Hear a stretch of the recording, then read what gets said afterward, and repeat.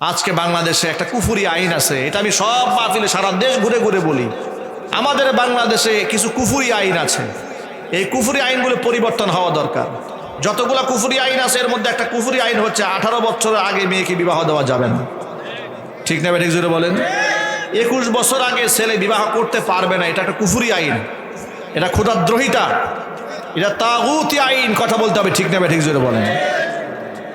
আশ্চর্যের ব্যাপার, মেয়ে 18 বছর আগে বিবাহ করতে পারবে না আইন আছে, কিন্তু প্রেম করতে পারবে না এরকম কোনো আইন নাই। যার দরুন একদম নিশ্চিন্তে প্রেম করে বেড়াচ্ছে, স্কুলে কলেজে ইউনিভার্সিটিতে অবলীলায় ঘুরে বেড়াচ্ছে, ফ্রি মিক্সিং করে বেড়াচ্ছে, মনের মধ্যে কোনো ভয়ও নাই, কোনো ভয় নাই। ভয়কে তারা জয় করে ফেলেছে। নাফরমানি করতে করতে হাদিসের মধ্যে এসেছে, মানুষ যখন প্রথম প্রথম গুনাহ করে তখন অন্তরের মধ্যে একটা দাগ আটে, নুকিতাত ফি কালবিহি নুকতাতুন সাউদা, একটা দাগ বসে। আবার যখন আরেকটা গুনাহ করে আরেকটা দাগ বসে, আরেকটা গুনাহ করে আরেকটা দাগ বসে। গুনাহ করতে করতে করতে করতে একটা পর্যায়ে অবস্থা এমন হয় যে অন্তর এমন নষ্ট হয়ে যায় যে তার অন্তরটা পুরাটাই কালো হয়ে যায়, তার কোনো ভালো কাজ আর ভালো লাগে না, আর গুনাহ করতেও তার আর বিবেক বাঁধে না। এরকম অপরাধী সমাজ আছে না নাই? মানে গুনাহটাকে আর গুনাহই মনে করে না। আর নেককার মানুষ যারা, তারা একটা গুনাহ হয়ে গেলে খুব আতঙ্কে থাকে, আহারে একটা গুনাহ হয়ে গেল, লজ্জিত হয়, আল্লাহর কাছে ক্ষমা ভিক্ষা চায়, মাফ চায়। ও যুবক ভাইয়েরা আমার, মূল কথায় ফিরে আসি, যা বোঝাতে চাইলাম সেটা হলো নবী করিম সাল্লাল্লাহু আলাইহি সাল্লাম বলেছেন 3 কাজে বিলম্ব করা যাবে না। 1 নাম্বার, নামাজের ওয়াক্ত হয়ে গেলে নামাজ নিয়ে অবহেলা করা যাবে না। 2 নাম্বার, জানাজা হাজির হয়ে গেলে বিলম্ব করা যাবে না। 3 নাম্বার, বিবাহের উপযুক্ত ছেলে মেয়ে থাকলে বিবাহ করাবার ক্ষেত্রে, দেওয়ার ক্ষেত্রে বিলম্ব করা যাবে না। আমাদের সমাজের মধ্যে একটা ভুল কথা চালু আছে, ছেলের বাবারা বিশেষ করে ছেলেদেরকে বলে নিজের পায়ে আগে ভালো করে দাঁড়া। ঠিক না ঠিক বলেন? নিজের পায়ে আগে দাঁড়া, নিজের পায়ে দাঁড়া, এ কথাগুলো বলে। ক্যারিয়ার কর, ক্যারিয়ার কর, ক্যারিয়ার করতে করতে ক্যারেক্টার শেষ, ক্যারেক্টারের 12টা বাজিয়ে ছেড়েছে, চরিত্র শেষ করে দিয়েছে। আল্লাহ পাক যেন বুঝার তৌফিক দান করেন। সবাই একটু জোরে বলেন আমিন। আচ্ছা, পয়সাবাদী ইনকাম একটু কম হতে পারে। দেখুন, আরেকটা কথা বলি আপনাদেরকে, পয়সাবাদীর ইনকাম একটু কম হতে পারে। পৃথিবীতে যত সফল মানুষ আছে তারা বিবাহের পরেই আল্লাহ পাক তাদেরকে সফলতা বেশি দান করেছেন। হাদিস শরীফ থেকে শোনায় দেয় আপনাদেরকে, নবী করিম সাল্লাল্লাহু আলাইহি সাল্লাম বলেছেন, ইয়া মাশারাশ শাবাব, ও যুব সম্প্রদায়, মান ইসতাতা মিনকুমুল বাআতা ফালিয়াতাজাওয়াজ, তোমাদের যাদের বিবাহ করার সামর্থ্য আছে, মোহর দেওয়ার সামর্থ্য আছে, সামান্য হলেও খরপোশ দেওয়ার সামর্থ্য আছে, ফালিয়াতাজাওয়াজ, সে যেন বিবাহ করে নেয়। ফাইন্নাহু আগাদ্দু লিল বাসারি ওয়া আহসানু লিল ফারাজি, কারণ এর দ্বারা তার চোখের হেফাজত হবে, তার লজ্জাস্থানের হেফাজত হয়ে যাবে। আর যার সামর্থ্য নাই, ফাইন্নাহু লাহু বিজাউন ফালিয়াসুম, সে যেন রোজা রাখে, রোজা রেখে যৌবনকে হেফাজত করবে, তারপরে সে অন্যায় কাজে লিপ্ত হতে পারবে না। সুবহানাল্লাহ পড়েন, আল্লাহু আকবার বলেন। এবার শোনাই ছেলের বাবাদেরকে কোরআন শরীফের আয়াত, যে আয়াত আল্লাহ তাআলা বলেছেন যে আমাদের যাদের অভ্যাস, আমরা কথায় কথায় বলি যে ভালো করে ইনকাম করে নাও আগে, বেটা বাড়ি বানায় এনে আগে, এরপরে গাড়ি কর, এরপর বিবাহ শাদী করবি, এই মেন্টালিটি যাদের আছে তাদেরকে একটু সবক শোনায়। কোরআন মাজিদ আল্লাহ তাআলা সূরা নূরের মধ্যে বলেছেন, ওয়ানকিহুল আয়ামা মিনকুম ওয়াস-সালিহিনা মিন ইবাদিকুম ওয়া ইমাইকুম ইয়াকুনু ফুকারা ইউগনিহিমুল্লাহু মিন ফাদলি ওয়াল্লাহু ওয়াসিউন আলীম। তোমরা অবিবাহিত মেয়েদেরকে বিবাহের বন্দোবস্ত করো, ওয়াস-সালিহিনা মিন ইবাদিকুম ওয়া ইমাইকুম, এমনকি তোমাদের দাস দাসী যারা আছে এদেরকে বিবাহের বন্দোবস্ত করে দাও। সুবহানাল্লাহ কোন। ইয়াকুনু ফুকারা, এরা যদি অর্থনৈতিকভাবে দুর্বল হয়, দরিদ্র হয়, ভয় পাওয়ার কোনো কারণ নাই। ইগনিহিমুল্লাহু মিন ফাদলিহি, এরা বিবাহ করলে আমি আল্লাহ এদেরকে ধনী বানায়া দেব। বিবাহ করলে কে ধনী বানায় দেবেন? আল্লাহ কি মিথ্যা কথা বলেন? আল্লাহর ওয়াদা কি মিথ্যা হয়? আল্লাহ বলছেন ইউগনিহিমুল্লাহু মিন ফাদলি, তো বিবাহ করায় দাও, আমি ধনী বানায় দেব। আল্লাহু ওয়াসিউন আলিম, আল্লাহ রাব্বুল আলামিন প্রশস্ত রিজকের মালিক, আলিম, আল্লাহ সব জানেন। আপনি যে ঘরের মধ্যে একটা মেয়ে নিয়ে আসছেন, একটা বউ নিয়ে আসছেন, এটা আল্লাহ দেখে নাই?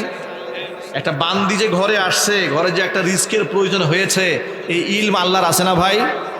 আল্লাহ পাক বলেছেন ইউগনিহিমুল্লাহু মিন ফাদলি, ইনকাম কম থাকলে বিবাহ করেছো, আমি আল্লাহ তাআলা ইনকাম বাড়ায় দেব। কি যুবক ভাইরা বিবাহ করবেন তো ইনশাআল্লাহ?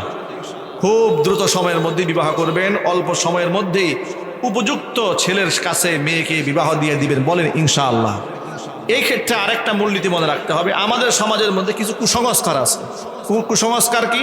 যেমন হিন্দুয়ানি প্রথা, এই যে মেয়েদেরকে বিবাহ দেওয়ার সময় বড় ধরনের যৌতুক প্রথা, এটা কিন্তু মুসলমানদের কাছ থেকে আসে নাই। মুসলমানরা যৌতুক প্রথায় বিশ্বাসী নয়, মুসলমানরা মোহর প্রথায় বিশ্বাসী। বউকে টাকা দিয়ে সম্মানের সাথে মোহর দিয়ে এরপরে নিয়ে আসতে হবে ইনশাআল্লাহ, বলেন। ওয়াতুন নিসা সাদাকাতিহিন্না নিহলা, কোরআন বলেছে একেবারে হাস্যোজ্জ্বল চেহারায়, ফুরফুরা মেজাজে খুশি হয়ে বউয়ের মহারণা দিতে হবে, এটা ফরজ। এটা কি জোরে বলেন? এটা ফরজ। কিন্তু আপনারা ফুরফুরা মেজাজে বহুকে টাকা না দিয়া বউয়ের বাবার কাছ থেকে যে গাড়ি নিয়ে আসেন, ফুরফুরা মেজাজে মোটরসাইকেল নিয়ে আসেন, ফুরফুরা মেজাজে ফার্নিচার দাবি করে বসে থাকেন। কি বলে জানেন? ইদানিং আবার নতুন মাসলা শুরু হয়ে গেছে। তারা বলে আমাদের কোনো দাবি দেওয়া নাই, তবে একটা রুম করেছি, রুমটা পুরো খালি। কি এই ভণ্ডামি দেশে আছে না নাই? বলে আমাদের কোনো চাওয়া পাওয়া নাই, তবে একটা রুম করছি, রুমটা একদম খালি, নতুন ঘর হয়েছে, কিন্তু ফার্নিচার হলে তো আপনার মেয়েই থাকবে। শয়তানি তো একটা লিমিট থাকা উচিত। বলে আমাদের কোনো দাবি দেওয়া নাই, ছেলে বিদেশ যেতে চাচ্ছে, এই ইউরোপে যাবে, 20 লাখ টাকা লাগে, আপনার মেয়ের সুখের জন্য যদি আপনি দেন আমাদের কোনো আপত্তি নাই। তারা আবার খুশি হয়ে বলে হুজুর আমাদের কোনো দাবি দেওয়া নাই, কিন্তু নাউজুবিল্লাহ বলবেন না। আরেকটা ভণ্ডামি আছে, সেই ভণ্ডামি কি? ভণ্ডামি হলো যে আমাদের কোনো দাবি দেওয়া নাই, কিন্তু আমাদের আত্মীয় স্বজন একটু বেশি, তো আমরা এই 400 জন মানুষ আসবো বিবাহের সময়। কি এই শয়তানিগুলো দেশে আছে কিনা জোরে বলেন? দেখেন কয় কোনো দাবি দেওয়া নাই, 400 জন লোক যাবে। অবস্থা দেখছেন অবস্থাটা? এই 400 মানুষকে খাওয়াতে এই মেয়ের বাবার কতগুলো টাকার প্রয়োজন হবে। সর্বশেষ কি হয় জানেন? উনি ঋণ করে, ঋণ করেও কুলাতে পারে না, সর্বশেষ সুদে টাকা আনে। ঠিক না ঠিক জোরে বলেন? সুদে টাকা এনে ধার করে কর্জ করে মাথা নত করে লজ্জিত হয়ে এরপরে মেয়েটাকে উঠায় দেয়, সুন্দর করে সাজিয়ে গুজিয়ে দেয়। আপনার তো লজ্জা হওয়া উচিত। আপনি বিবাহ করছেন, আপনার কারণে আপনার শ্বশুর ঋণগ্রস্ত হচ্ছে, আপনার কারণে মেয়ের বাবা মানুষের কাছে লজ্জিত হচ্ছে, কবিরা গুনার মধ্যে জড়িয়ে যাচ্ছে, আপনার কারণে, আপনার দাবি দেওয়ার কারণে। আপনার তো লজ্জা হওয়া উচিত। এই সুদ, এই ধরনের জুলুম থেকে আল্লাহ তাআলা আমাদেরকে হেফাজত করেন। যদি বলেন আমিন। আমিন অনেকে বলে না, মনে হয় চিন্তা আছে, আমিন বললে আবার কি সামনে প্রজেক্ট কি লস হয়ে যায় কিনা। কোন প্রকারের এই ধরনের যৌতুক প্রথা এই সমাজে আমরা চালাবো না, বলেন ইনশাআল্লাহ। যৌতুকবিহীন আমরা আমাদের মেয়েদেরকে বিবাহ দেব, আমরা আমাদের ছেলেদেরকে বিবাহ করাবো ইনশাআল্লাহ, বলেন না ইনশাআল্লাহ। অনেক যুবকরা আছেন বিবাহ করেন না, কারা কারা হাত দেখি এখানে, কারা কারা বিবাহ করেন নাই? হ্যাঁ, অনেকে হাত উঠে আবার নামাই ফেলছে। কি মানে কি গোপনে গোপনে করছে নাকি? হাত নামা, হাত নামা। কোনো প্রকারের এই ধরনের ধান্দাবাজি করার নিয়ত অন্তরের মধ্যে রাখা যাবে না, বলেন ইনশাআল্লাহ। আল্লাহ পাক আপনাদের রিজকে ভরপুর বারাকাত দান করেন, আমিন বলেন। বিবাহটাকে একদম সহজ বানাই ফেলতে হবে, বিবাহকে কঠিন করা যাবে না।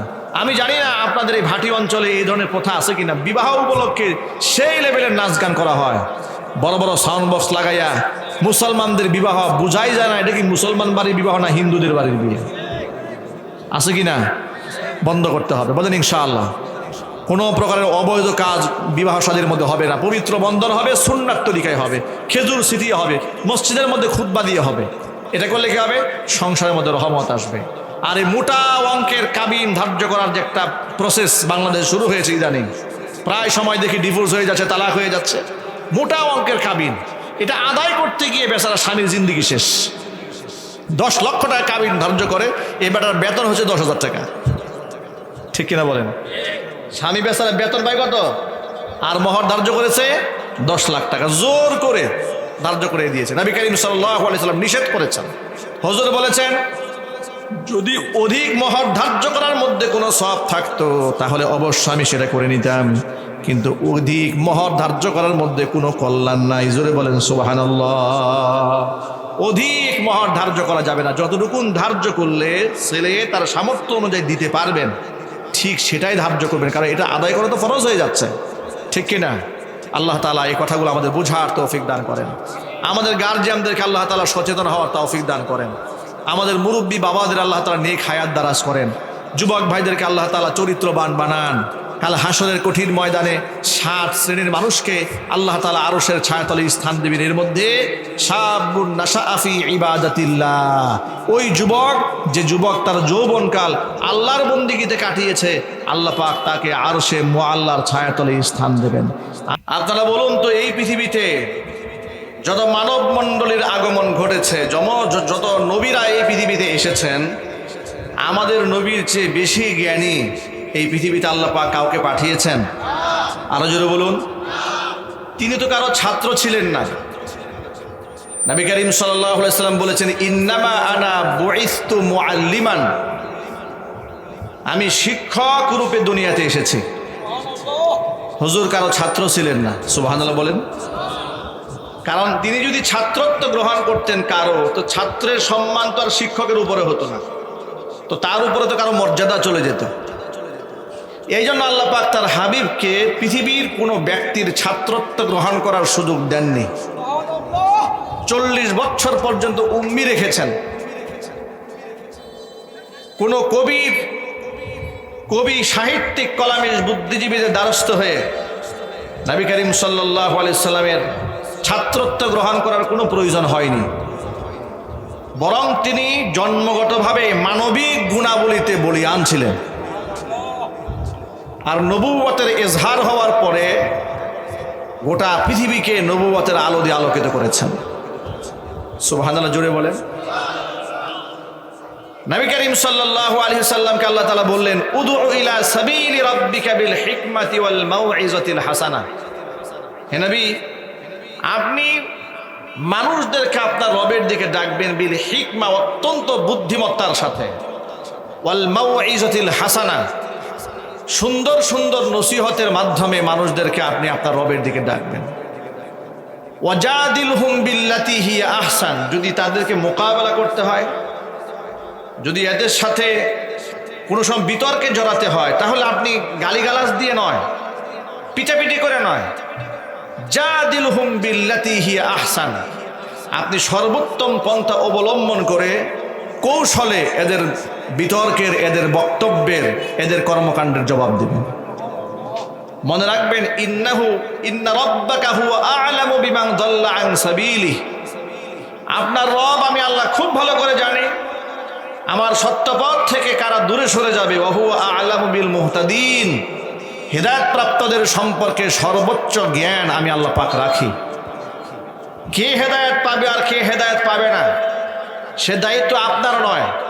কে গ্রহণ করলো আর কে গ্রহণ করবে না, সে দায়িত্ব আপনার নয়। আপনার কাজ হচ্ছে মানুষের কান পর্যন্ত আমার আওয়াজ পৌঁছে দেওয়া। চিৎকার দিয়ে বলেন সুবহানাল্লাহ। আল্লাহর নবী দাওয়াত পৌঁছে দিয়েছেন, কোনো কার্পণ্যতা করেননি, কোনো কিছু লুকিয়ে রাখেননি, কোনো কিছু গোপন করেননি। উম্মুল মুমিনিন মা আয়েশা রাদিয়াল্লাহু তাআলা আনহা বলেছেন, যে ব্যক্তি বলবে মুহাম্মদ সাল্লাল্লাহু আলাইহি সাল্লাম ইলমকে লুকিয়েছেন, গোপন করেছেন, সেই ব্যক্তি মুহাম্মদ সাল্লাল্লাহু আলাইহি সাল্লামের উপর মিথ্যারোপ করেছেন। আল্লাহর নবী কোনো কিছু লুকায় রাখেন নাই। এই কথাটা আপনাদের কাছে কেন বললাম শুনুন। আমাদের এই সমাজের মধ্যে কিছু লোক আছে, তারা বলে যে এলেম দুই প্রকার, এক হচ্ছে জাহিরি এলেম আর একটা হচ্ছে বাতিনি এলেম। আছে না নাই জোরে বলেন। এই কথাটা কেন বলে সেটাও বলে দেই।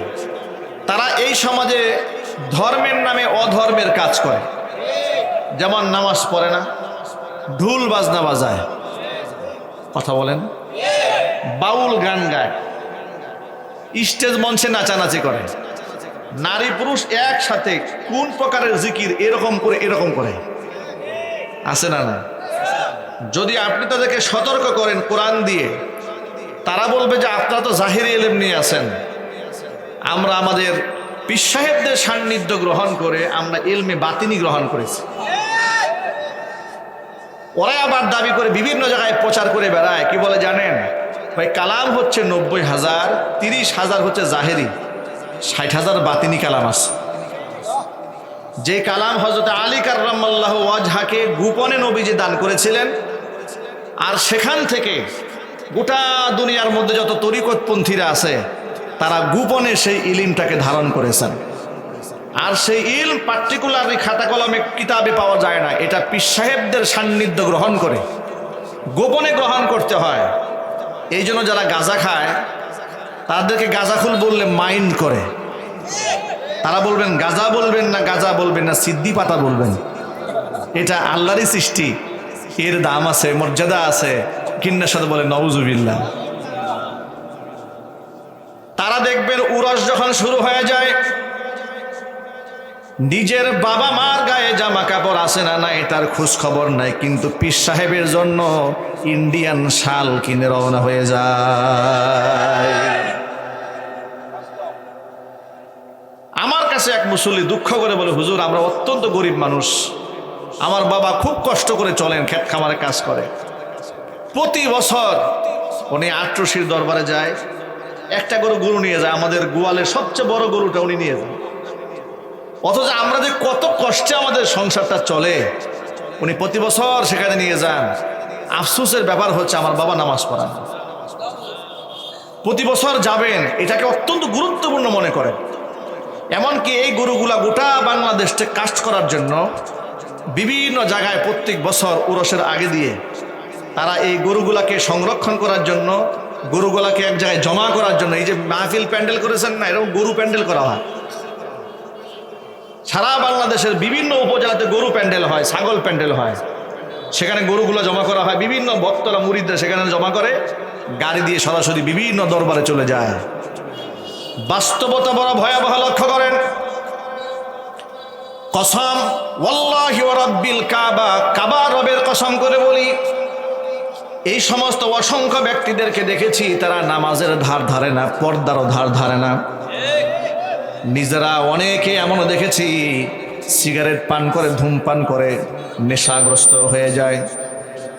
এমন অবস্থা হয়েছে গা থেকে দুর্গন্ধ আসে, মসজিদের সাথে সম্পর্ক নাই, হক্কানে আলেমদের সাথে উঠা বসা নাই, মাদ্রাসার সাথে সম্পর্ক নাই, আলেমদেরকে দেখলেই ওহাবি বলে গালি দেয়।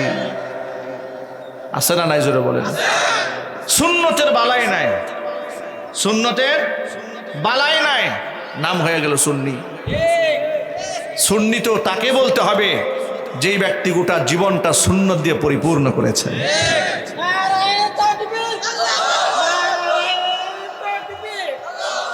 ও যুবক ভাইয়ের আমার,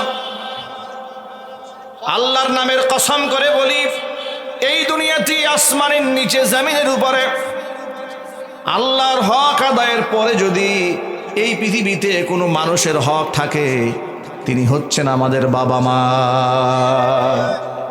কোরআন মাজিদ আল্লাহ রাব্বুল আলামিন সূরা নিসার মধ্যে স্পষ্ট করে বলে দিলেন, ওয়া'বুদুল্লাহ ওয়া লা তুশরিকু বিহি শাইআ ওয়া বিল ওয়ালিদাইনি ইহসানা।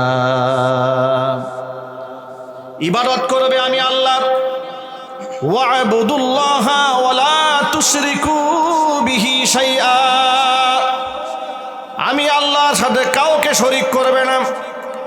ওয়াবিল ওয়ালিদাইনি ইহসানা, পিতা মাতার আনুগত্য করো, তাদের সেবা করো। নবী করিম সাল্লাল্লাহু আলাইহি সাল্লামকে প্রশ্ন করা হয়েছে, মা হাক্কুল ওয়ালিদাইনি আলাইনা ইয়া রাসূলুল্লাহ, হে আল্লাহর রাসূল, পিতা মাতার কতটুকু হক আমাদের উপরে আছে? আল্লাহ নবী বলেন, হুমা জান্নাতুকা ওয়া নারুকা, পিতা মাতাই তোমার জান্নাত, পিতা মাতাই তোমার জাহান্নাম। নবী করিম সাল্লাল্লাহু আলাইহি সাল্লাম আর একটা হাদিসের মধ্যে বলেছেন, রিদাল্লাহি ফি রিদাল ওয়ালিদাইন ওয়া সাখাতুল্লাহি ফি সাখাতিল ওয়ালিদাইন। পিতা মাতা যদি সন্তুষ্ট হয়, আল্লাহ সন্তুষ্ট হয়ে যান। পিতা মাতা অসন্তুষ্ট হয়ে গেলে মহান আল্লাহ অসন্তুষ্ট হয়ে যান। ভাইরা আমার, নবী করিম সাল্লাল্লাহু আলাইহি সাল্লামকে প্রশ্ন করা হয়েছে, মান আবাররু ইয়া রাসূলুল্লাহ, হে আল্লাহ রসুল, পৃথিবীতে যত শ্রেণী পেশার মানুষ রয়েছে, আলেম আছে, শিক্ষক আছে, পীর আছে, ভাই আছে, চাচা আছে, দাদা আছে, মা আছে, বোন আছে, সন্তানাদি আছে, কত রকমের কত ধরনের মানুষ আছে, কত স্তরবিন্যাস রয়েছে। সমস্ত মানব মণ্ডলীর মধ্যে সবচাইতে বেশি উত্তম আচরণ পাওয়ার অধিকার কার? নবীজি সাল্লাল্লাহু আলাইহি ওয়াসাল্লাম প্রশ্নের জবাব দিয়ে বলছেন, উম্মাকা, তোমার মা। সুবহানাল্লাহ বলবেন না? তোমার মায়ের হক সবার উপরে। কিলা সুম্মা মান ইয়া রাসূলুল্লাহ, প্রশ্ন করা হলো তারপরে কার? হুজুর বলেন উম্মাকা, তারপরেও তোমার মায়ের। আবার প্রশ্ন করা হলো তৃতীয়বার, সুম্মা মান, তারপরে কার? নবীজি বলেন তো তারপরেও তোমার মায়ের। চতুর্থবার প্রশ্ন করা হলো সুম্মা মান, হুজুর পাক সাল্লাল্লাহু আলাইহি ওয়াসাল্লাম জবাব দিয়ে বলছেন সুম্মা আবাক, এরপরে তোমার বাবার মর্যাদা। এই দুনিয়াটি আল্লাহর পরে সবচেয়ে সম্মানের স্থান হচ্ছে বাবা মা, অথচ এই দুনিয়ার অসংখ্য সন্তানেরা বাবা মাকে সম্মান দেয় না। পীর সাহেবকে সম্মান দিতে দিতে দিতে দিতে এটা সীমা লঙ্ঘন করে পীর সাহেবকে আল্লাহর দরবারে পৌঁছায় দেয়। এমন জালেম মূর্খ সমাজে আছে না নাই?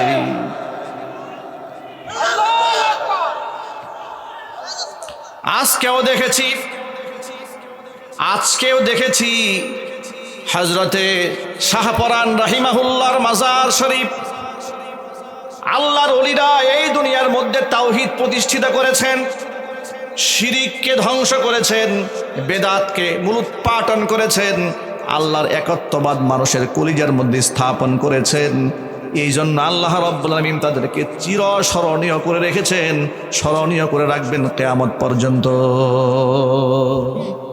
আল্লাহর ওলিদের মহব্বত আমাদের দিলে আছে না নাই? আরো জোরে বলেন।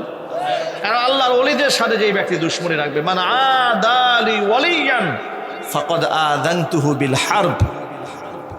হাদিসে কুদসিতে এসেছে, নবী করিম সাল্লাল্লাহু আলাইহি সাল্লাম বলেছেন যে আল্লাহ বলেন, মান আদালি ওয়ালিয়ান, যেই ব্যক্তি আমার ওলির সাথে দুশমনী রাখে, ফাকাদ আযানতুহু বিল হারবি, ওই ব্যক্তির বিরুদ্ধে আমি আল্লাহ যুদ্ধের ঘোষণা করি। নাউজুবিল্লাহ পড়েন। আল্লাহর ওলিদেরকে মোহাব্বত, ভালোবাসা আদান প্রদান করার দরকার আছে না নাই? আল্লাহর ওলিদের প্রতি আমাদের কি কোনো রাগ আছে, মান অভিমান আছে, কোনো গুসা আছে? আল্লাহর ওলিদেরকে আমরা মোহাব্বত করি আল্লাহর জন্য। কথা ঠিক না ঠিক জুড়ে বলেন? আল্লাহর জন্য তাদেরকে আমরা ভালোবাসি। কিন্তু বাস্তবতা লক্ষ্য করেন, আল্লাহর ওলিরা দুনিয়া থেকে চলে গেলেন, তারা কবরে মাদফুন হয়ে গেলেন, আল্লাহর সাথে তাদের মুআমালা হয়ে গেল। তাদের জন্য আমরা সব সময় দোয়া করি, তাদের অবদানকে আমরা স্বীকার করি। কিন্তু তাদের নাম বিক্রি করে এই সমাজের মধ্যে একটা শ্রেণী রয়েছে যারা কবরটাকে কেন্দ্র করে একটা বাণিজ্যের সেন্টার বানিয়েছে। বাংলাদেশে এরকম কেন্দ্র আছে না নাই? একটু জোরে বলতে হবে। না, এটা করা যাবে না। কবর তো বাণিজ্য করার জন্য দেওয়া হয়নি। কবর আপনি জিয়ারা করবেন, কবরে গিয়ে সালাম দিবেন, কবরে গিয়ে দোয়া করবেন। কবরে গেলে, বারে বারে কবরে গেলে মন নরম হয়, আত্ম উপলব্ধি আসে যে আমারও যাওয়ার সময় হয়ে যাচ্ছে, আমি একদিন এই পথের যাত্রী হব। ঠিক কিনা জুড়ে বলেন? কখনটা আকাশে বলা যায় না, বয়স দিয়ে মাপা যাবে না যে উনি মুরব্বী, উনি আগে চলে যাবেন আর আমার বয়স কম, আমি পরে যাব। গতকালকে আপনারা শুনেছেন আন্তর্জাতিক পুরস্কার প্রাপ্ত হাফেজ কোরআন সাইফুর রহমান দুনিয়া থেকে চলে গেছেন। অল্প বয়সের একদম তরতাজা প্রাণ, ডেঙ্গু জ্বরে আক্রান্ত হয়েছিল। এত চমৎকার তিলাওয়াত, বিশ্ব কোরআনের মঞ্চে কোরআনকে প্রথম সারিতে তিনি পৌঁছে দিয়েছিলেন। বাংলাদেশের পতাকা শুধু নয়, গোটা বাংলাদেশের মান সম্মানকে উপরে টেনে ধরেছিলেন। অল্প বয়স, একেবারে কি সুন্দর ফুটফুটে চেহারা, অল্প বয়সে দুনিয়া থেকে বিদায় হয়ে গেছে। তার বাবার একটা বক্তব্য শুনলাম অনলাইনে, এত অল্প বয়সের একটা ছেলে, আন্তর্জাতিক মানের হাফেজ, দুনিয়া থেকে চলে গেল। বাবার ধৈর্য কত, ঈমান কত। সন্তানকে সাদা কাফনে পেঁচিয়ে বাবা বলছে যে আমি আমার সন্তানের জন্য দুঃখ করব কেন, আমি তো আমার সন্তানকে জান্নাতের দিকে নিয়ে দিয়ে আসতেছি। আরো জোরে বলেন না সুবহানাল্লাহ। আল্লাহু আকবার বলেন। ভাইরা আমার, সুতরাং মৃত্যু কার কখন আসবে আমরা কেউ জানি না, সিরিয়াল নাই, যে কোনো সময় যে কেউ চলে যেতে পারে। কবরস্থানে গেলে যেটা হয়, আত্ম উপলব্ধি হয়, নিজের মনের মধ্যে এটা একটা শিক্ষা আসে। নবী করিম সাল্লাল্লাহু আলাইহি ওয়াসাল্লামের জন্য বলেন, নাহাইতুকুম আন জিয়ারাতিল কুবুরি, আমি তোমাদেরকে কবর জিয়ারত করতে প্রাথমিক পর্যায়ে নিষেধ করেছিলাম। কেন নিষেধ করেছিলাম শোনো, কারণ তৎকালীন যুগে লোকেরা মাজারগুলাকে, কবরগুলাকে সেজদার জায়গা রূপ দিয়েছিল। ওই শিরিক থেকে বাঁচাবার জন্য ইসলামের প্রাথমিক যুগে তোমাদেরকে কবর জিয়ারত করতে নিষিদ্ধ করে দিয়েছিলাম। কিন্তু এখন ফাজুরুহা, শিরিক যখন অন্তর থেকে উঠে গেছে, শিরকের আর কোনো ভয় নাই, ফাজুরুহা, এখন তোমরা কবর জিয়ারত করতে পারো। ফাইন্নাহা তুযাক্কিরুল মাউতা, কারণ কবর জিয়ারত মানুষকে মৃত্যুর কথা স্মরণ করিয়ে দেয়। কবরকে জিয়ারা করেন। কিন্তু শাহপরান রাহমাতুল্লাহি আলাইহি নাব্বারাল্লাহু মারকাদাহু ওয়া জাআলাল জান্নাতা মাসওয়াহু, সকলে বলেন আল্লাহুম্মা আমিন। সেখানে আমি কয়েক বছর আগে সিলেটে মাহফিলে গিয়েছি। যতবার গিয়েছি চেষ্টা করেছি শাহজালাল, শাহপরান, ইয়ামানি রাহিমাহুল্লাহর কবরগুলোকে জিয়ারত করার জন্য। যতবার গিয়েছি চেষ্টা করেছি জিয়ারা করার জন্য। একবার শাহপরান রহমাতুল্লাহি আলাইহি মাজারটা তো একদম পাহাড়ের উপরে, যারা গিয়েছেন দেখেছেন। কবর জিয়ারত করলাম, সেখানে গিয়ে সালাম দিলাম, দোয়া করলাম, নেমে আসতেছি। নেমে আসার সময় খাদেম, আমি তো সোজা হয়ে নেমে আসতেছি, খাদেম আমাকে এরকম ঘুরাই দিছে। ঘুরাই দিয়ে বলতেছে যে এভাবে যাওয়া যাবে না, সোজা নামা যাবে না, পাহাড়ের উপর থেকে সোজা নামা যাবে না, সিঁড়ি বেয়ে। কি করে নামতে হবে? এরকম নামলে বিয়াদবি হবে কবরের সাথে। তাহলে কি করে নামতে হবে? উল্টা হয়ে নামতে হবে। আরে বাবা, পাহাড়ের উপর থেকে উল্টা হয়ে নামবো আমি, কবরের দিকে মুখ করে, মানে পিঠও দেওয়া যাবে না কবরের দিকে। এগুলা হচ্ছে ধর্মের নামে বাড়াবাড়ি, গুলু। এটা ইসলাম নয়। কথা ঠিক না বেঠিক যদি বলেন? এগুলো ইসলাম নয়। হক্কানে আলেমদের দায়িত্ব হচ্ছে এগুলো আপনাদের সামনে উপস্থাপন করবে। এটা আমার বানানো কথা নয়, হাদিস থেকে শোনাচ্ছি আপনাদের। নবী করিম সাল্লাল্লাহু আলাইহি ওয়াসাল্লাম বলেছেন, ইয়াহমিলু হাযাল ইলমা মিন কুল্লি খালাফিন উদুলুহু ইয়ানফুনা আনহু তাহরিফাল গালিন ওয়া ইনতিহালাল মুবতিলিন ওয়া তা'যীলাল জাহিলিন আও কামা ক্বালা আলাইহিস সালাতু ওয়াস সালাম। যুগে যুগে আল্লাহ তাআলা ন্যায় নিষ্ঠবান, ইনসাফগার, আদেল এক শ্রেণীর উলামাদেরকে আল্লাহ পাক এই জমিনে সৃষ্টি করে দিবেন। এই কোরআন সুন্নাহর জ্ঞানের মধ্যে, ধর্মীয় ইলমের মধ্যে কেউ যদি বাড়াবাড়ি করে, ইয়ানফুনা আনহু তাহরিফাল গালিন, সীমা লঙ্ঘনকারীদের সীমা লঙ্ঘন থেকে উলামারা কোরআন সুন্নাহর জ্ঞানকে হেফাজত করে দিবে। সুবহানাল্লাহ বলেন। ওয়ান্তিহালাল মুবতিলিন, বাতিলপন্থী মিথ্যাবাদী যারা, এর মধ্যে যদি ধর্মের নামে কিছু সংযোজন করতে চায়, উলামারা সংযোজন থেকে ইলমকে রক্ষা করবে।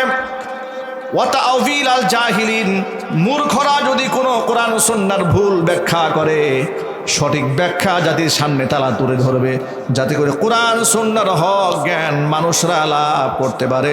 জোরে জোরে বলেন সুবহানাল্লাহ। ভাইরা আমার, আল্লাহর নবী সাল্লাল্লাহু আলাইহি ওয়াসাল্লাম তিনি বলেন, এই দুনিয়াতে আল্লাহর পরে সবচেয়ে সম্মানের জায়গা হচ্ছে বাবা মা। বাবা মার সম্মানটা সবচাইতে বেশি। তার কারণ বাবা মা দোয়া করার মাত্র নবীজি বলেছেন, তীর তার লক্ষ্য বস্তুতে পৌঁছতে যতটুকু না দেরি হয়, বাপ মার দোয়া তার চাইতে বেশি তাড়াতাড়ি কবুল হয়ে যায়। এখানে আমরা যারা বসে আছি, আমাদের বাবা মা আছে কার কার? হাত দেখি তো। সুতরাং পীর সাহেবের বাড়িতে বড় গরু নিয়ে যাওয়া কেন? বলে পীর সাহেব আল্লাহর ওলি, তার সান্নিধ্যে গেলে আল্লাহকে পাওয়া যায়।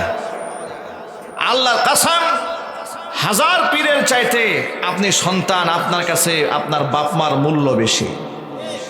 কথা বলেন ঠিক কিনা? ঠিক জোরে বলেন। বাবাকে মূল্যায়ন করেন, বাবা মার খেদমত করেন। বাবা আমার সেবা করলে শুধুমাত্র আপনি পরকালে জান্নাত পাবেন তা নয়, জমিনের মধ্যে আল্লাহ তাআলা আপনাকে সকল বিপদ আপদ থেকে বাঁচায় দিবেন। নবীজি সাল্লাল্লাহু আলাইহি ওয়াসাল্লাম একদিন বসে আছেন সাহাবায়ে কেরাম পরিবেষ্টিত অবস্থায়।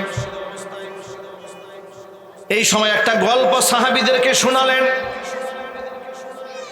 আত-তারগীব আত-তারহিব কিতাবের ইখলাস অধ্যায়ে হাদিসটা এসেছে। হুজুর বলেন, সালাসাতু নাফারিম মিম্মান কানা ক্বাবলাকুম ইনতালাকা সালাসাতু নাফারিম মিম্মান কানা ক্বাবলাকুম হাত্তা আওয়াহুমুল মাবিতু ইলা গার।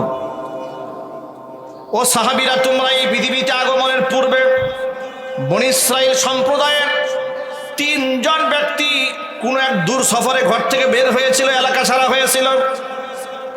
পথিমধ্যে চলতে চলতে সারা দিন চলেছে, পাহাড়িয়া গিরিপথ বেয়ে বেয়ে তারা হেঁটেছে। রাত যখন ঘনায় আসলো, এখন মনে মনে ভাবলো রাতের বেলায় চলাচল হবে না, রাতটা যদি কোনো মতে কোথাও কাটিয়ে যেতে পারতাম তাহলে সকালবেলা নিরাপদ সফর করতাম। হাত্তা আওয়াহুমুল মাবিতু ইলা গারিন, আশ্রয় গ্রহণ করলো পাহাড়ের গুহার ভিতরে। বড় পাহাড়, পাহাড়ের গর্ত আছে, এর গর্তের মধ্যে 3 জন ব্যক্তি ঢুকেছে। পাহাড়ের গুহার মধ্যে ঢুকার পরে মনে মনে চিন্তা করলো রাতের বেলায় কোনো মতে সময়টা কাটিয়ে দেই, সকালবেলা এখান থেকে বের হয়ে যাব। কিন্তু রাতের বেলায় তারা যখন বিশ্রাম নেওয়ার জন্য ঢুকেছে, এমন সময় পাহাড়ের উপর থেকে বড় একটা পাথরের খণ্ড গড়াতে গড়াতে গড়াতে গড়াতে এসে ওই গুহার মুখের মধ্যে এসে আটকায়া যায়। 3 জন ব্যক্তি বন্দী হয়ে গেল। এখন তো আধুনিক জামানার যে কোনো জায়গায় আটকায় বললে মোবাইল ফোন আছে, মানুষকে যোগাযোগ করা যায়, ঠিক কিনা জুড়ে বলেন? লোকেশন ট্র্যাক করলে সে কোথায় আছে খুঁজে পাওয়া যায়। কিন্তু এত এই হাজার হাজার বছর আগের কথা, শত শত বছর আগের কথা, তখন তার মোবাইল নাই, যোগাযোগ মাধ্যম নাই। তারা পাহাড়ের গুহার মধ্যে যখন আটকায় গেল, 3 জন ব্যক্তি ইমানদার ছিল। তারা মনে মনে ভাবলেন, এমন একটা জায়গার মধ্যে আটকায় গিয়েছি, এই জায়গায় যদি আমরা খাদ্য শেষ হয়ে যায়, পানীয় শেষ হয়ে যায়, যদি আমরা মরে পচে গলে হাড্ডি সার হয়ে যায়, আমাদের আত্মীয় স্বজন জানতেও পারবে না, বুঝতেও পারবে না। কিন্তু ভরসা ছিল আল্লাহ পাকের উপরে। তারা নিজেরাও পরামর্শ করলেন, সিদ্ধান্ত নিলেন কি করা যায়। তারা 3 জনে মিলে পরামর্শ করে নিজেরা সিদ্ধান্ত নিলেন যে আমরা এই মুহূর্তে আল্লাহর কাছে আমাদের জীবনের সবচেয়ে দামি ইবাদতের মাধ্যমে আল্লাহর কাছে আমরা সাহায্য প্রার্থনা করব। নিঃসন্দেহে আমাদের রব আমাদের মাহরুম করবেন না, বিপদ থেকে বাঁচিয়ে দিবেন। প্রথম ব্যক্তি আল্লাহ রব্বুল আলামিনের কাছে হাত তুলে বলেছে, রব্বুল আলামিন, আমার ঘরে বৃদ্ধা মা আছে, বৃদ্ধ বাবা আছে। আমি যেখানে থাকি না কেন, আমি যখন রাতের বেলায় সন্ধ্যাবেলায় বাসায় ফিরি, বাবা মার মুখে আগে খাবার তুলে দেই, এরপরে আমার সন্তানদের খাবার দেই। বাবা মাকে না খাইয়ে আমার সন্তানদের মুখে খাবার দেই না, স্ত্রীর মুখে খাবার দেই না, নিজেও খাবার খাই না। বাপ মার সম্মানটা আমি সব সময় এরকম করতাম। হঠাৎ করে একদিন আমার রাতের বেলায় বাড়ি ফিরতে দেরি হয়ে গেল। এসে দেখি আমার বৃদ্ধা মা বৃদ্ধ বাবা দুজনে ঘুমায় গেছে। আমার সন্তানরা ক্ষুধার যন্ত্রণায় ছটফট ছটফট করছে। আমার সন্তানরা আমার পায়ের কাছে আসলো, কান্না কানি শুরু করলো, আব্বাজান আমাদেরকে একটু খাবার আগে দেন আজকে। কিন্তু আমি নাসর বান্দা, বাবা মার মুখে খাবার না দিয়ে সন্তানদের খাবার দেব না। আমি দুধের পেয়ারা নিয়ে সারা রাত বাপ মার শিয়রে দাঁড়িয়ে থাকলাম। সকালবেলা বাবা মার ঘুম ভাঙার পর এরপরে বাবা মার মুখে আগে খাবার তুলে দিয়েছি, এরপরে সন্তানদের খাবার দিয়েছি। রব্বুল আলামিন, আমি এই কাজটা যদি একমাত্র তোমার সন্তুষ্টি কল্পে করে থাকি, মেহেরবানি করে আজকের বিপদ থেকে আমাদেরকে উদ্ধার করে নাও। হাদিস শরীফের মধ্যে এসেছে, বান্দা দোয়া করতে দেরি হয়েছে, আল্লাহর কাছে দোয়া কবুল হতে দেরি হয় নাই। সাথে সাথে আল্লাহ তাআলা পাথরটাকে কিঞ্চিত পরিমাণ গুহার মুখ থেকে দূরে সরিয়ে নিয়েছেন। কিন্তু যতটুকুন পাথর সরেছে বের হওয়া সম্ভব নয় একজনের, বাকি আছে আরো কয়জন? আরো জোরে বলেন। দ্বিতীয় জন আল্লাহ রাব্বুল আলামিনের কাছে হাত তুলে বলছেন, রব্বুল আলামিন, আওয়াজ নাই, আল্লাহর কাছে হাত তুলে বলছে, রব্বুল আলামিন, বসেন বসেন বসেন।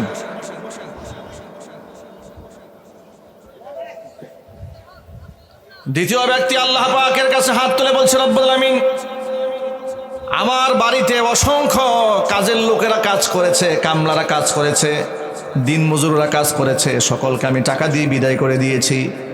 কিন্তু একজন ব্যক্তি পারিশ্রমিক না নিয়ে কোথাও যেন চলে গেল। আমি ওই লোকটাকে বহুত খোঁজাখুঁজি করলাম টাকা দেওয়ার জন্য, কারণ মানুষের হক ঠিক মতো যদি দিতে না পারি কিয়ামতে কি জবাব দেব? সুবহানাল্লাহ পড়েন। বান্দার হকের ব্যাপারে মানুষ কতটা সচেতন।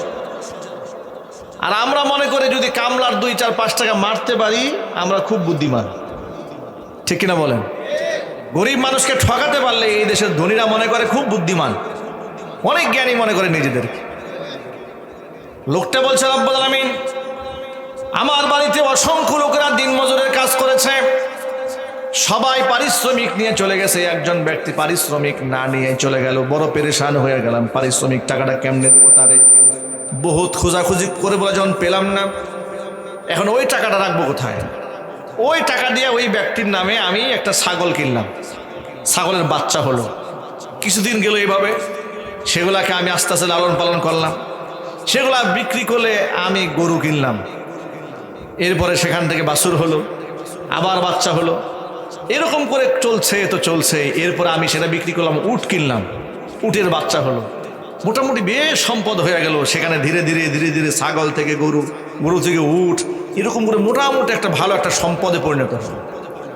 অনেক দিন পরে ওই লোকটা এসেছে আমার বাড়িতে।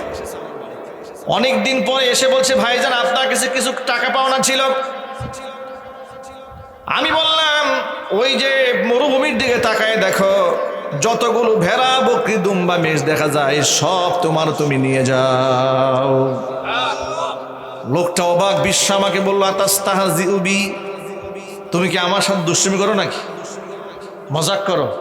আমি পাবো সামান্য কয়েকটা টাকা আর তুমি আমাকে এতগুলা ভেড়া বকরি দুম্বা সব দিয়ে দিচ্ছ। তিনি বলেন আল্লাহর বান্দা শোনো, তোমার রেখে যাওয়া টাকা দিয়ে এগুলা তোমার জন্য আমি তিল তিল করে গড়েছি, এগুলার মালিক কিন্তু আমি নই, মালিক তুমি নিয়ে যাও।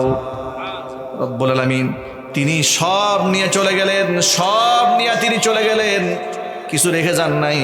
আল্লাহ এই কাজটা যদি একমাত্র তোমার সন্তুষ্টির জন্য করে থাকি, মেহেরবানি করে আজকের বিপদ থেকে আমাদেরকে উদ্ধার করে দাও। হুজুর বলেন দ্বিতীয় ব্যক্তি দোয়া করতে দেরি হলো, কবুল হতে দেরি হলো না, সাথে সাথে আল্লাহ তাআলা পাথরটাকে কিঞ্চিত পরিমাণ গর্তের মুখ থেকে সরিয়ে দিলেন। যতটুকু সরেছে বের হওয়া সম্ভব নয়, এখন কিছুটা আলো বাতাস ঢুকতে শুরু করেছে। সুবহানাল্লাহ পড়েন। আলো বাতাস যখন ঢুকতে শুরু করেছে তারা একটু আশান্বিত হয়েছে, যে মনে হয় আল্লাহ তাআলা আমাদেরকে এখানে না খাওয়া মারবেন না। যেহেতু আলো বাতাস ঢুকতে শুরু হয়েছে, ইনশাল্লাহ অবশ্যই এখান থেকে মুক্তির একটা পথও হয়ে যাবে। এবার তৃতীয় ব্যক্তি আল্লাহর কাছে হাত তুলে বলছে রব্বুল আলামিন আমার একজন চাচাতো বোন ছিল সুন্দরী, আমি তার প্রেমাসক্ত ছিলাম, বহুবার তাকে কুপ্রস্তাব দিয়েছিলাম কিন্তু সে রাজি হয় নাই। এই অবস্থার মধ্যে এলাকার মধ্যে দুর্ভিক্ষ দেখা দিল, এলাকার মানুষের মধ্যে হাহাকার ছড়িয়ে পড়ল, মানুষের পেটে খাবার নাই, ক্ষেত খামারে ফসল নাই, কিন্তু আমি একজন সম্পদশালী মানুষ, সেই হিসেবে আমার সেই বোনটি সাহায্যের জন্য আমার কাছে হাত বাড়ালো। আমি এটাকে গোল্ডেন মোমেন্ট মনে করলাম, সুবর্ণ সুযোগ, এই সুযোগটাকে কাজে লাগানো দরকার, এটা মনে করে তাকে আমি কুপ্রস্তাব দিয়ে বসলাম। নাউযুবিল্লাহি মিন যালিক। তাকে আমি বললাম তোমাকে তো আমি অবশ্যই সাহায্য করব, সহযোগিতা করব, কিন্তু আমার প্রস্তাবে রাজি হয়ে যেতে হবে। আমার সেই চাচাতো বোনটি উপায়ন্তর না পেয়ে পরিবারের সদস্যদের মুখে হাসি ফোটাবার জন্য, ক্ষুধার যন্ত্রণা থেকে পরিবারের সদস্যকে উদ্ধার করার জন্য আমার প্রস্তাবে রাজি হয়ে গেল। আমি তাকে 100 স্বর্ণ মুদ্রা দিয়ে দিলাম। কতগুলো? 100 স্বর্ণ মুদ্রা দিলাম। নির্ধারিত সময় যখন তার সাথে আমি সাক্ষাতে গেলাম, একাকিত্বে যখন মিলন করতে গেলাম, তিনি বলেন কোন কোন বর্ণনার মধ্যে সে হাত্তা জালাস্তু বাইনা রিজলাইহা, আমি তার উরুর মাঝখানে বসেও পড়েছি। এমন সময় আমার সেই বোন আমাকে বলছে ইত্তাকিল্লাহ, আল্লাহকে ভয় কর। বিবাহ বহির্ভূত অবৈধ মেলামেশা হালাল না হারাম? জোরে বলেন, আরো জোর আওয়াজে বলেন। তিনি বলেন, আমার বোনটি আমাকে ডেকে বলছেন, ইত্তাকিল্লাহ, আল্লাহকে ভয় করো, বিবাহ বহির্ভূত অবৈধ সঙ্গম হারাম, হারামের মধ্যে মুবতালা হয়েও না। যখনই আমার বোন আমাকে বলেছে ইত্তাকিল্লাহ, আল্লাহকে ভয় করো, কঠিন এক পরিস্থিতি, ঠিক ওই জায়গা থেকে একজন যুবকের ফিরে আসা সহজ না কঠিন? আরো জোরে বলেন, কত কঠিন। তিনি বলেন, আমি সেখান থেকে ব্যাক করে ফিরে এলাম, একটা টাকাও তার কাছ থেকে ফেরত নিলাম না। পৃথিবীর কেউ জানে না, আল্লাহ করো না, একমাত্র তুমি জানো আর আমি জানি।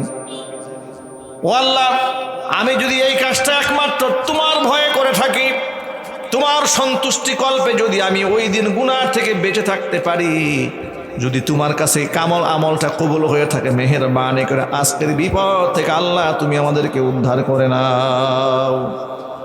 নবী করিম সাল্লাল্লাহু আলাইহি সাল্লাম বলেছেন, তৃতীয় ব্যক্তি দোয়া করতে দেরি হয়েছে, আল্লাহর কাছে দোয়া কবুল হতে দেরি হলো না, সাথে সাথে পাথরটাকে গর্তের মুখ থেকে কুদরতি ব্যবস্থাপনায় সরিয়ে নিয়ে তিনজন ব্যক্তির জন্য আল্লাহ মুক্তির রাস্তা খুলে দিলেন। ভাইরা আমার, এখান থেকে কতগুলা শিক্ষা আছে লক্ষ্য করেন। এক নাম্বার হচ্ছে, কাজ যদি আল্লাহর সন্তুষ্টি কল্পে হয়ে যায়, যদি আল্লাহর রেজামন্দি আসল উদ্দেশ্য হয়, যদি আল্লাহর সন্তুষ্টে কিছু করে থাকেন, শুধুমাত্র পরকালে বিপদ থেকে বাঁচাবে তা নয়, দুনিয়ার বিপদ থেকে আল্লাহ পাক বাঁচিয়ে দিবেন। আমরা যত নেক কাজ করি, এগুলো সওয়াব কি দুনিয়াতে পাওয়ার জন্য করি না আখিরাতে? আরো জোরে বলতে হবে। তবে আপনাদেরকে আরেকটা মজার তথ্য শোনায় রাখি, প্রত্যেকটা নেক কাজের একটা তাৎক্ষণিক রেজাল্ট আছে, নগদ পুরস্কার আল্লাহর পক্ষ থেকে আছে। হোক নারী কিংবা পুরুষ, যদি সঠিক ঈমান নিয়ে কোনো ভালো কাজ করে, তাকে আল্লাহ তাআলা দুইটা পুরস্কার দেবেন, একটা দেবেন দুনিয়াতে আর একটা দেবেন আখিরাতে। এটা আমার বানানো কথা নয়, সূরা নাহলে আল্লাহ পাকের ওয়াদা আছে। আল্লাহ পাক বলেন, মান আমিলা সালিহাম মিন যাকারিন আও উনসা ওয়া হুয়া মুমিন ফালানুহিয়ান্নাহু হায়াতান তাইয়্যিবা ওয়া লানাজজিয়ান্নাহুম আজরাহুম আহসানা মা কানু ইয়ামালুন। আল্লাহ রাব্বুল আলামিন বলেন, মান আমিলা সালিহাম মিন যাকারিন আও উনসা, নারী কিংবা পুরুষ, ঈমান এনে যদি ঈমানের সাথে ভালো কাজ করে, নেক কাজ করে, তাহলে আমি দুনিয়াতে একটা পুরস্কার দেব। সেটা হচ্ছে, এই দুনিয়াতে আমি তাকে উত্তম জীবন উপহার দেব। বিভিন্ন তাফসীর কিতাবের মধ্যে শুধু উত্তম জীবন কি, হায়াতে তাইয়্যিবা কি জিনিস, সেটা হচ্ছে আত্মিক শান্তি, অন্তরের শান্তি। পেটে খাবার নাই কিন্তু মনে শান্তি থাকবে। আল্লাহু আকবার। এটা হচ্ছে নেককার মানুষের, নেককার যারা দুনিয়াতে করবে তাদের জন্য আল্লাহর পক্ষ থেকে এটা হচ্ছে দুনিয়ার একদম নগদ উপহার। দুনিয়ার মধ্যে তার পেটে খাবার না থাকতে পারে, মনের মধ্যে শান্তি থাকবে। পক্ষান্তরে যারা নাফরমানি করে, ক্ষুধাদ্রোহিতা করে, নামাজ পড়ে না, রোজা রাখে না, হজ করে না, যাকাত দেয় না, আল্লাহকে বিশ্বাস করে না, সেকুলার রাজনীতি করে, আছে না নাই জোরে বলেন? এই সমস্ত ব্যক্তি দুনিয়াতে টাকা থাকবে, গাড়ি থাকবে, বাড়ি থাকবে, ধন দৌলত সব থাকবে, কিন্তু মনের মধ্যে শান্তি থাকবে না। এটা হচ্ছে তার পাপের দুনিয়াবি শাস্তি, দুনিয়াবি নগদ শাস্তি। এটা মনের মধ্যে সবসময় অস্থিরতা বিরাজ করবে, মনের মধ্যে সুকুন নাই। কিন্তু ইমানদার ব্যক্তির তাৎক্ষণিক রেজাল্ট হচ্ছে, আল্লাহর পক্ষ থেকে বড় পুরস্কার হচ্ছে, ব্যক্তিকে আল্লাহ তাআলা মনের মধ্যে শান্তি ঢেলে দেবেন। এটা হচ্ছে দুনিয়ার পুরস্কার। আখিরাতের পুরস্কার কি? ওয়ালানাজজিয়ান্নাহুম আজরাহুম বিআহসানি মা কানু ইয়ামালুন। দুনিয়াতে বান্দা যত প্রকারের ভালো কাজ করেছে তার চাইতে বেশি বিনিময়ে কিয়ামত আল্লাহ আমাদের দিয়ে দিবে। সুতরাং প্রিয় ভাইরা, যুবক ভাইরা, মা বোনেরা, ইখলাসের সাথে, ঈমানের সাথে যত ভালো কাজ করব, এটার প্রাপ্তি তো আমরা আখিরাতে আশা করি, বলেন ইনশাআল্লাহ। কিন্তু দুনিয়াতেও আল্লাহর পক্ষ থেকে আল্লাহ পাক দেবেন। এই জন্য আল্লাহর কাছে চেয়ে নিতে হবে দুনিয়াও। দেখেন আল্লাহ দোয়া শিখিয়ে দিয়েছেন, রব্বানা আতিনা ফিদ দুনিয়া হাসানা ওয়া ফিল আখিরাতি হাসানাতাও ওয়া কিনা আযাবান নার। অর্থ কি? রব্বানা, আমাদের রব, ফিদ দুনিয়া হাসানা, তুমি দুনিয়াতে আমাদের কল্যাণ দাও, ওয়া ফিল আখিরাতি হাসানা, পরকালেও তুমি কল্যাণ দান করো, ওয়া কিনা আযাবান নার, আমাদেরকে জাহান্নামের আগুন থেকে আল্লাহ তুমি রক্ষা করো। সকলেই বলেন আমিন। ভাইরা আমার, এখানে নারী আর পুরুষকে বিভাজন করা হয় নাই যে পুরুষ ইবাদত করলে ইখলাসের সাথে আল্লাহ জান্নাত দিবে, নারী করলে দেবে না। বিষয়টা কি এরকম? ইমানের সাথে ভালো কাজ যে করবে আল্লাহ পাক বিনিময় দিবে। সুতরাং ইখলাসের সাথে কাজ করতে হবে। এটা হলো এই হাদিসের প্রথম শিক্ষা, 1 নাম্বার। 2 নাম্বার শিক্ষা হলো বাবা মার খেদমত যদি কোনো ব্যক্তি করে, বাবা মার সম্মান যদি সবার উপরে কেউ দেয়, তাহলে আল্লাহ তাআলা শুধু পরকালে এই ব্যক্তিকে জাহান্নামের আগুন থেকে রক্ষা করবেন তা নয়, দুনিয়ার বিপদে পড়লে আল্লাহ দুনিয়ার বিপদ থেকেও বাঁচিয়ে দিবেন। বাবা মাকে সর্বোচ্চ সম্মানটা আমরা দেবো, বলেন ইনশাআল্লাহ। আরো যদি বলেন ইনশাআল্লাহ। অনেক বাবা মা ঘরের মধ্যে বুড়া হয়ে গেছে, বুড়ি হয়ে গেছে, সমাজের বৃদ্ধ মানুষকে লোকেরা সম্মান দিতে চায় না। ঘরের লোকেরা খুব বিরক্ত মনে করে, পুত্রবধূরা খুব বিরক্ত মনে করে, ছেলেরাও খুব বিরক্ত মনে করে। বাবা সারাদিন ক্যাটর ক্যাটর করে, অতিরিক্ত কথাবার্তা বলে। কথা বলেন ঠিক কিনা বলেন? বৃদ্ধ মানুষকে মূল্যায়ন করুন, তাকে ইজ্জত দিন, তাকে সম্মান দিন, তাকে নিয়ামত মনে করুন, তাকে জান্নাতে যাওয়ার সিঁড়ি মনে করুন। বাবা মা হচ্ছে আমাদের বেহেশতে যাওয়ার সিঁড়ি। সুবহানাল্লাহ বলেন। বাবা মা কি আমাদের বেহেশতে যাওয়ার সিঁড়ি। আল্লাহ যেন আমাদের সকলের বাবা মার নেক হায়াত দারাজ করেন। যারা দুনিয়া থেকে চলে গেছেন আল্লাহ পাক যেন জান্নাতুল ফেরদাউসের সুউচ্চ মাকাম দান করেন। ভাইরা আমার, 2 নম্বর শিক্ষা হলো হাক্কুল ইবাদ, বান্দার হকের ব্যাপারে সর্বোচ্চ গুরুত্ব আমাদের দিতে হবে।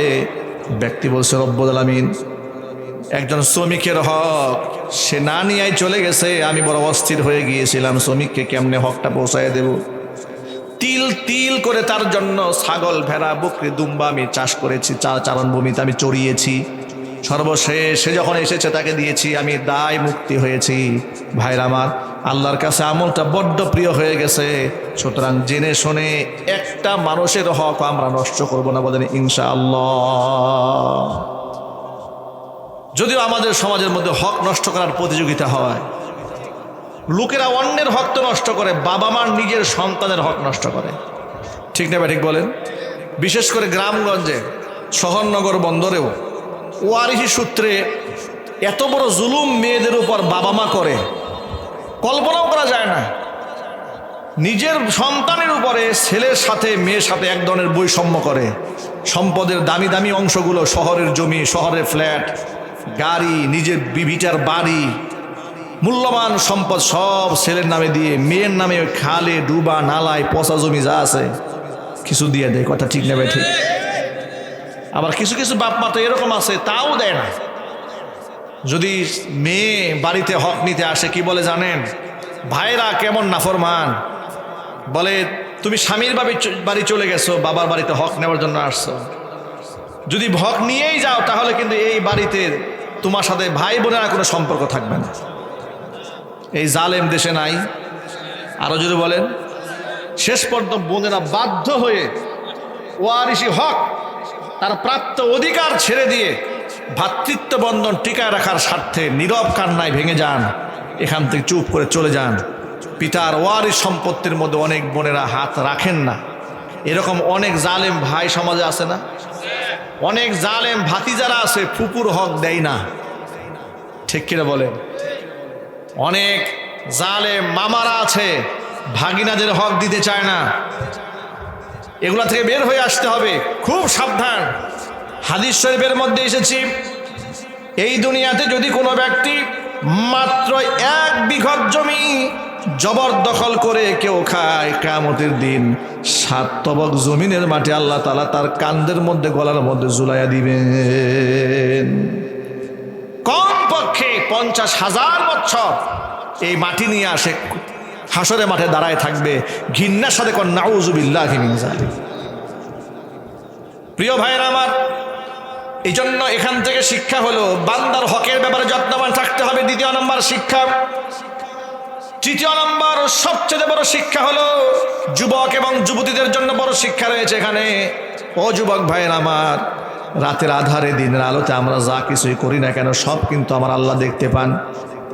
ঠিক কিনা জোরে বলেন? ইন্নাল্লাহা লা ইয়াখফা আলাইহি শাইউন ফিল আরদি ওয়ালা ফিস সামা। আসমান জমিনে আল্লাহর কাছে কোনো কিছু লুকায় থাকে না। সুতরাং ফেসবুকে, অনলাইনে, সোশ্যাল মিডিয়াতে আপনি কার সাথে অবৈধ রিলেশনশিপে জড়ায় যান, আপনি অবৈধ সম্পর্কের মধ্যে জড়ায় যান, পৃথিবীর কেউ যদি নাও জানে, একজন জানেন, তিনি কে? যৌবনকে হেফাজত করেন। নবী করিম সাল্লাল্লাহু আলাইহি ওয়াসাল্লাম বলেছেন, কিয়ামতের দিন মিজানের পাল্লায় আমল নামা যখন ওজন দেওয়া হবে, খুলুকে হাসান, উত্তম চরিত্র যার থাকবে, উত্তম চরিত্রের আমলটাকে যখন হাসরে মিজানের পাল্লায় উঠায় দেওয়া হবে, সাথে সাথে মিজানের পাল্লা আল্লাহ ভারী বানাইয়া দিবেন। খুলুকে হাসান, উত্তম চরিত্র, এটা বিরাট বড় সম্পদ। এই সম্পদকে কাজে লাগাতে হবে। বলেন ইনশাআল্লাহ, বলেন ইনশাআল্লাহ। চরিত্র নষ্ট করা যাবে না। সেই ক্ষেত্রে আমি এখানে অনেক মুরব্বী বাবারা আছেন, গার্জিয়ানরা আছেন, তাদেরকে অত্যন্ত বিনয়ের সাথে একটা হাদিস আমি স্মরণ করাই দিচ্ছি। নবী করিম সাল্লাল্লাহু আলাইহি সাল্লাম তার কলিজার টুকরা মেয়ের জামাই হযরত আলী কাররামাল্লাহু ওয়াজহাকে ডেকে বলেছিলেন, ইয়া আলী সালাসুন লা তুআখিরহা, হে আলী, তিনটা কাজে কখনো বিলম্ব করবেন। কয়টা কাজে জোরে বলেন তো ভাই? তিনটা কাজে বিলম্ব করবে না। এক নাম্বার, as-salatu idha anat, নামাজের ওয়াক্ত হয়ে গেলে কখনো বিলম্ব করবে না। দুই নাম্বার, ওয়াল জানাজাতু ইদা হাদারাত, জানাজা উপস্থিত হয়ে গেলে জানাজা তাড়াতাড়ি শেষ করে দাফন কাফন সম্পন্ন করে কবরে মাদফন করতে বিলম্ব করবে না। তিন নাম্বার, ওয়াল আইয়িমু ইদা ওয়াজাত্তা লাহা কুফুয়ান, বিবাহ উপযুক্ত ছেলে, বিবাহ উপযুক্ত মেয়ে, একে অপরের জন্য উপযুক্ত পাত্র পাত্রী যদি মিলে যায়, তাহলে এখানে বিলম্ব করবে না বিবাহ শাদী দিতে। জোরে বলেন সুবহানাল্লাহ। বিবাহকে পেছাতে নবী করিম সাল্লাল্লাহু আলাইহি ওয়াসাল্লাম নিষেধ করেছেন।